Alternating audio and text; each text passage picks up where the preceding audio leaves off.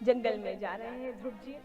जब वन की ओर जा रहे हैं तो देखो थोड़ी ही दूर चले, मात्र 5 वर्ष के छोटे से बालक हैं, इसलिए कुछ ही दूर जाने के बाद अपनी माँ की याद आने लगी कि बताओ मैं जब घर में था तो मेरी माता मुझे प्यार से भोजन कराती थी। यहाँ जंगल में मैं जा तो रहा हूँ लेकिन मुझे भोजन कराने वाला कौन है? जब मैं घर में था तो मेरी माता मुझे प्रेम से मनाती थी, डांटती थी। यहाँ जंगल में मुझे कौन डांटने वाला है, कौन मनाने वाला है? जब मैं घर में था तो मेरी माता मुझे प्रेम से सुलाती थी, यहाँ कौन सुनाने वाला है? बहुत याद अपनी माँ की आ रही है और आंसू बह रहे हैं। सोच मन में तो लग रहा कि तुरंत वापस चला जाऊं, अब इतनी बड़ी यात्रा कैसे तय करूंगा। लेकिन जिस माँ से इतना प्रेम करते हैं उसी माँ को वचन देके आया है कि अब तो नारायण के दर्शन करके ही घर वापस आऊंगा। अब अपनी माँ को वचन देके आया हूँ, उस वचन से पीछे नहीं हटूंगा। और आगे बढ़ने लगे, अपने आंसुओं को पोंछते जाते हैं और आगे बढ़ते जाते हैं। थोड़ी और आगे बढ़े तो एक और सवाल मन में आया कि बताओ जंगल तो इतना घनघोर दिख रहा है, इतना घना जंगल है, इस जंगल में बहुत सारे जानवर भी होंगे और मैं छोटा सा बालक, मैं इस जंगल में गया और किसी जानवर ने मुझे पकड़ के खा लिया तो अब मैं तो अकेला हूँ, मेरी रक्षा करने वाला कौन है? लेकिन दूसरे ही पल में सोचते कि नहीं नहीं नहीं, दुनिया झूठ बोल सकती है, जगत झूठ बोल सकता है, पर मेरी माँ कभी मुझसे झूठ नहीं बोल सकती। मेरी माँ ने मुझसे आते आते तक कहा था कि ध्रुव तुम ये मत सोचना कि तुम जंगल में अकेले जा रहे हो, तुम अकेले नहीं जा रहे हो, मैं नहीं रहूंगी तो क्या हुआ? जिन नारायण की तपस्या करने के लिए जा रहे हो ना, वो नारायण तुम्हारे साथ जंगल में जा रहे हो। किसी भी स्थिति में वो नारायण ही तुम्हारे माता पिता बनके तुम्हारी रक्षा करेंगे, वो नारायण ही तुम्हारी रक्षा करेंगे। तो पता है क्या सोच रहे हैं? अरे मैं अकेला थोड़ी ना हूँ, मेरे साथ तो नारायण है, नारायण नारायण मेरी रक्षा करेंगे। देखिए क्या विश्वास है ध्रुव जी महाराज का। और आगे बढ़े और आगे बढ़े तो बढ़ते जा रहे हैं, जंगल के भीतर भी पहुंच गए कि तभी माताओं का आशीर्वाद फलीभूत हुआ और माताओं के आशीर्वाद के फलस्वरूप श्री ध्रुव जी महाराज को बीच रास्ते में हरिदास देवर्षि नारद के दर्शन हुए। बोले भक्तवत्सल भगवान की जय हो। नारद जी बीड़ा बजा रहे थे, श्रीमन नारायण नारायण का जाप कर रहे थे। जैसे ही ध्रुव जी महाराज ने बीड़ा को देखा, श्रीमन नारायण का जाप सुना, तो जानते तो नहीं है कि है कौन, लेकिन इतना जरूर पता है कि वेशभूषा और मुखवाणी से जो स्मरण और कीर्तन निकल रहा है, इसका मतलब ये कोई संत है। और माता ने ऐसे संस्कार अपने बच्चे को दिए हैं कि जैसे ही देखा ये संत जी हैं तो साष्टांग प्रणाम करते हुए लेट गए, साष्टांग प्रणाम करते हुए लेट गए। नारद जी ने जैसे ही ध्रुव जी महाराज को देखा अपने पैरों के यहाँ, नारद जी ने देखा इतना छोटा सा प्यारा सा ये बालक है कौन?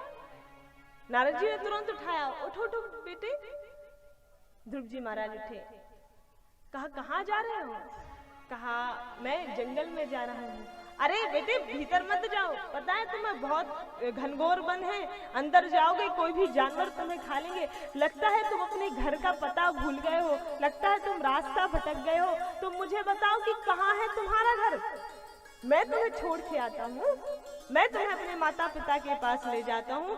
ध्रुव जी महाराज हंसने लगे, अरे अरे महात्मा जी मैं घर थोड़ी ना जाने के लिए आया हूँ। तो कहा कहाँ आए हो? कहा मैं तो इस जंगल में भीतर जाने के लिए आया हूँ।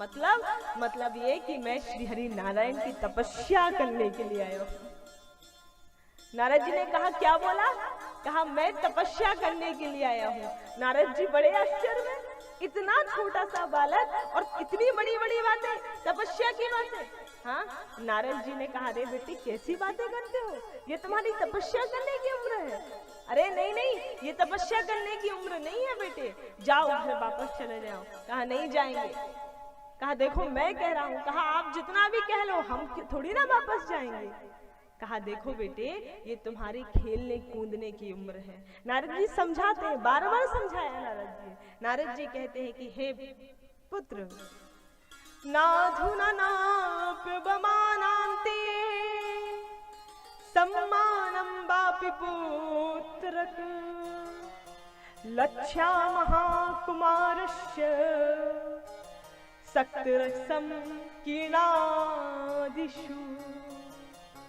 हे बेटे, ये तुम्हारी कीर्णादिषु खेलने कूदने की उम्र है, जब तब करने की नहीं है। देखो, तुम अपने घर वापस लौट जाओ, पहले अच्छे बढ़िया घर में रहो, बचपन गुजर जाए, युवावस्था आ जाए, विवाह कर लो, सभी प्रकार के सुखों का उपभोग कर लो, नाती पंती सब देख लो, और जब तुम्हें लगे कि वृद्धावस्था आ गई है, तब इस जंगल में आना, राम नाम जपना और भगवान के दर्शन प्राप्त कर लेना। जाओ, घर वापस लौट जाओ। काम नहीं लौटेंगे। कहा क्यों नहीं लौटोगे? कहा देवर्षि एक बात बोलूं? कहा क्या? जीवन में सबसे ज्यादा प्रेम यदि किसी से करता हूं तो वो है अपनी माता से, और मैं अपनी माँ को वचन देके आया हूँ कि अब घर वापस लौटूंगा तो नारायण के दर्शन प्राप्त करके ही लौटूंगा। तो आप कितनी भी कोशिश क्यों ना कर लें, पर मैं घर वापस लौटने वाला नहीं हूँ, मैं तो नारायण के दर्शन प्राप्त करके ही लौटूंगा। और साहब, जब इतने छोटे से बालक का इतना अटल निश्चय नारद जी ने देखा तो आज नारद जी बड़े प्रसन्न हो गए, और नारद जी ने प्रसन्न होते हुए कहा, बेटे तुम्हें भगवान के दर्शन प्राप्त करने हैं ना?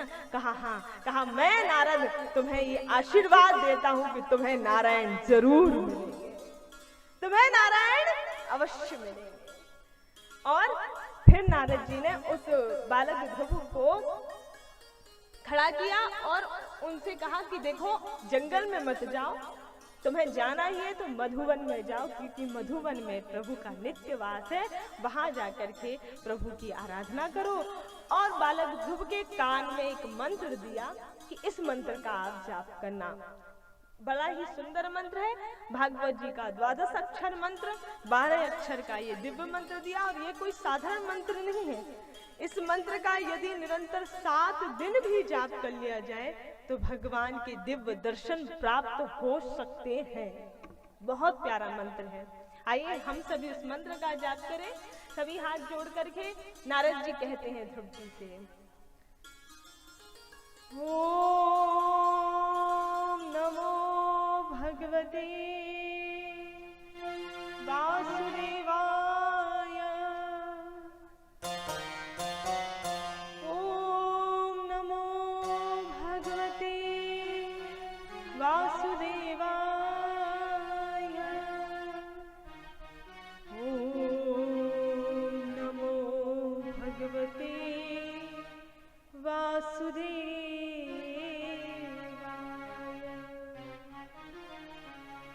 बड़ा सुंदर ये मंत्र नारद जी ने कानों में दिया है ध्रुव जी महाराज के, और कहा इस मंत्र का आप जाप करिएगा।